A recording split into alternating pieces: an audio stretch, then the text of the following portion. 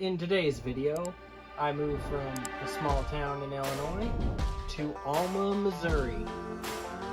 I got $0, a truck, and an axe, in hopes to make my own tree service. Will I succeed, or will I go broke? Find out in today's episode. Howdy y'all, welcome back to the tree service. Now, I do have one thing to say. We're gonna do a small job, or a couple small jobs maybe, but main focus is gonna be taking care of this. I decided I wanted to expand my property out, throw some more gravel down, and in order to do that, I'll need to get rid of these trees. So, let's break out our equipment and then get to work.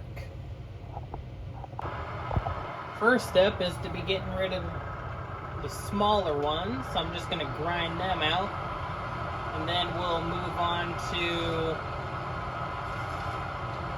chopping down all these big ones. I think, oh yeah, I'm listing the dump truck for sale because it's not really working out all that well. Oh, I forgot, I need to have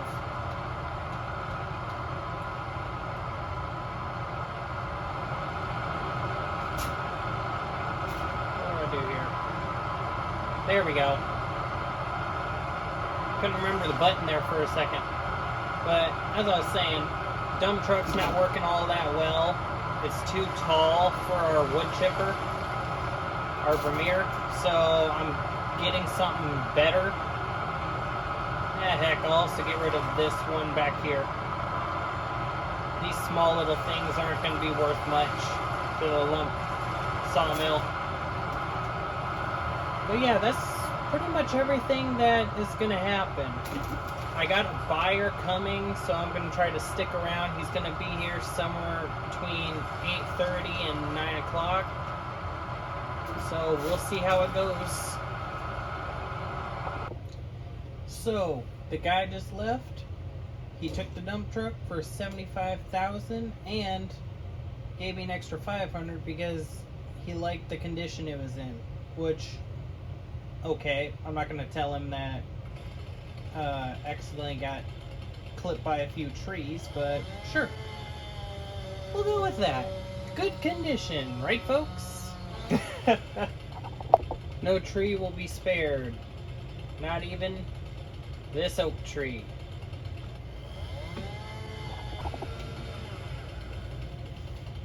That seems to be all of them for this little stretch. Now, how about I go haul this all off and we'll get to work grinding out the stumps. 61 grand for all that wood. Now, how about we clean up the stumps and just finish this project up, because this money is burning a hole in my pocket and I'm itching to spend it. Well, being that seems to be all the stumps, I'm going to put this thing straight back into the shop and probably pack up the trailer. I'm not going to be doing any jobs today because I'm just going to go shopping. Oh, can't wait. What should I buy first? Who knows? Oh, close this door. And let's go see what kind of trouble we can get ourselves into, folks. First off, I'm gonna pay off that $100,000 loan. Then I think there's a property up here. I don't know if I've ever shown you guys, but this is our car wash. Don't look like any cars there right now, but it generates quite a lot of monthly income. As I was saying though, there's a property up here for sale that's a bit of a fixer-upper that I plan on buying. course, I'm going to wire the money to the bank for the loan first, and then we're going to discuss with the owner how much they want for it. Well, folks, paid the loan off for $100,000 and talked it over with the owner of this property. It's not abandoned. I don't know why I said it to begin with, but it was going to be abandoned. Basically, we spent $64,000 on this property. Nice chunk of change, and has a good amount of trees to it. So we're going to clear all the trees from it and have some fun. No way. Huh. So apparently our property boundary has the sawmill on it. Does that mean I own the sawmill now? Well, I need to talk to the owner of the sawmill real quick. I'll be right back, folks. No, I do not. And we talked it over. He'll just keep his sawmill going until I sell the property, and then it'll just be discussed with that owner. I think I'm just gonna bring my tree mulcher, and just take out all these small trees. There's nothing too big. Let's open this place up and see where we're at. Yes, I seriously just had someone give me a ride back home, just so I could drive this down the road. I got my lights on, so I'm fine. Going 12 miles an hour for about what felt like an hour, and I'm finally here. Now, cue the epic music, folks.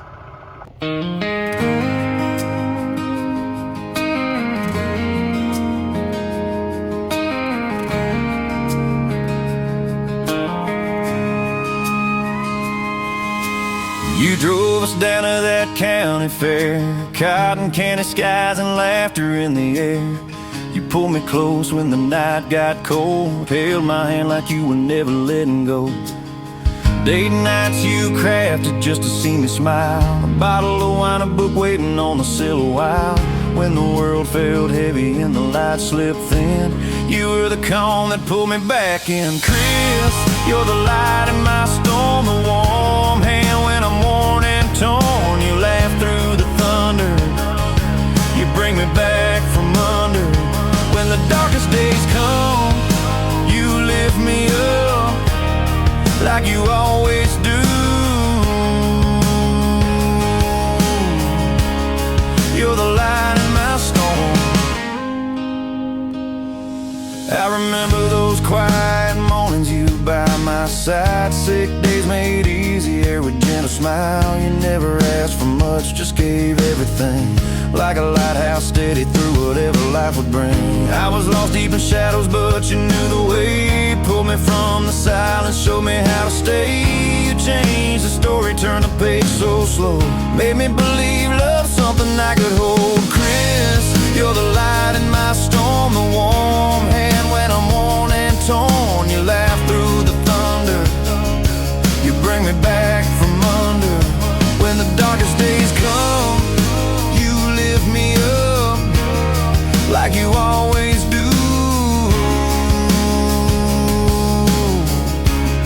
You're the light in my storm.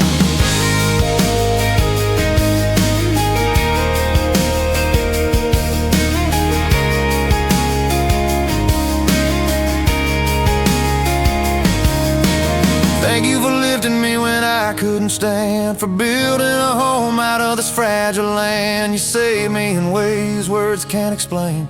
I'm never the same, but I'm whole again. Chris, you're the light in my storm, the warm hand when I'm worn and torn. You laugh through the thunder, you bring me back from under. When the darkest days come, you lift me up like you always do. You're the light in my storm.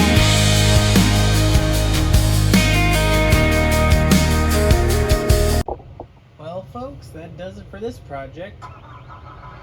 Now, let's go ahead and continue on with probably cutting some of this brush away. I'm probably going to leave that small bit, but I am going to get rid of, like, that needs to go. So let me park this up here and let's get to trimming some stuff up.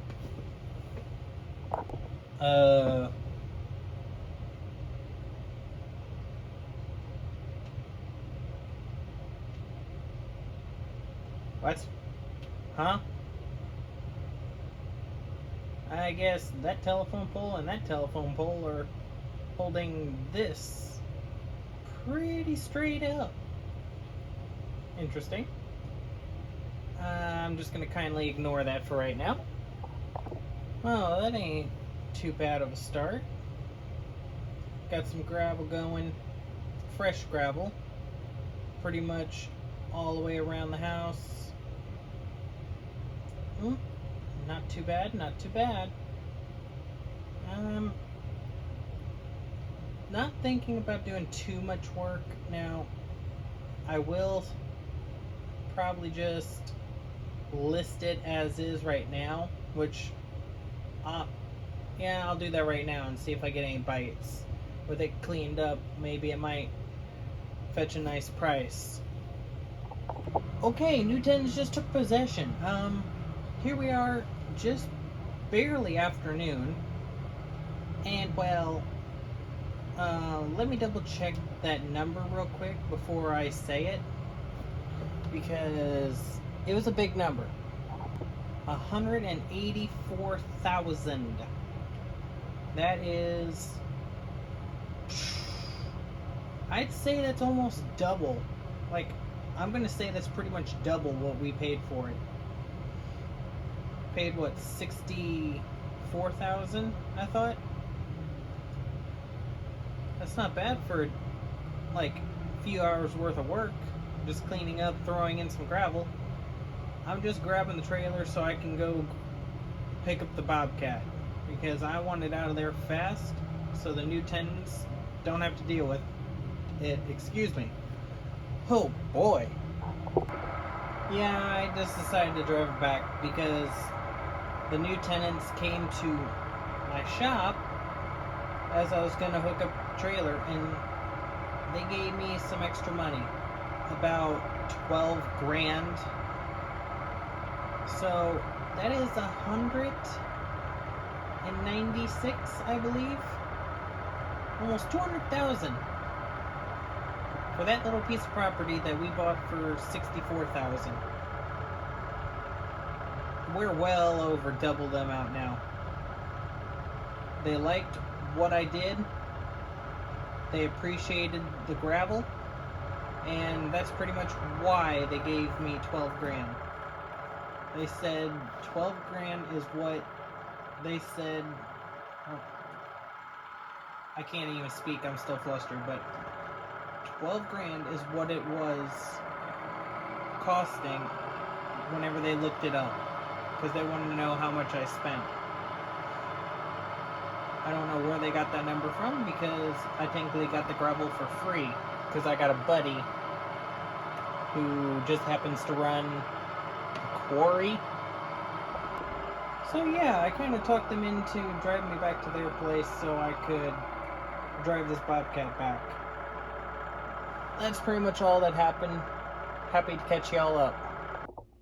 Okay, I shouldn't have bragged about my friend at the quarry, because he actually did just charge me pretty much 12 grand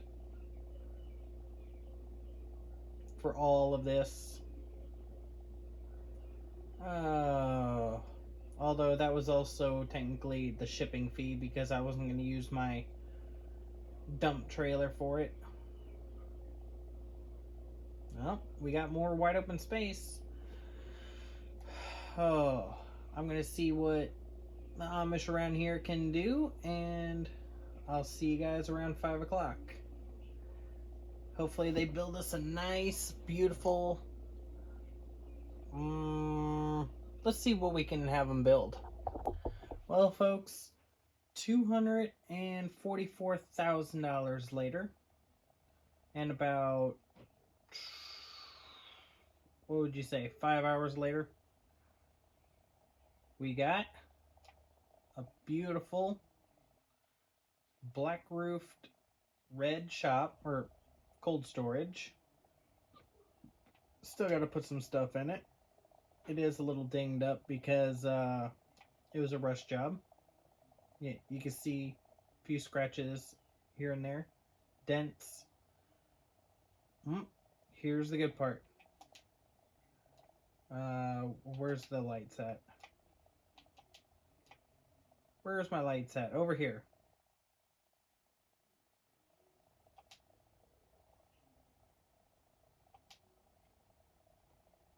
Oh, maybe. Where's my lights at? Ah. There we go. Shut that door. How about I turn on the lights? There we go. Close the door, and there's a house. I know, right? Cool. That was 50,000. That was 95,000. I think this is like 25,000. Of course, this is not completely finished. There was the disposal fee for the house/garage we had. Some of the materials went to this, which is, you see, not too bad, not too shabby. Fits the truck just barely. Hop on the hood and the car. So that'll do it for this episode, folks, and I'll see all y'all in November. Have a good one and see you around.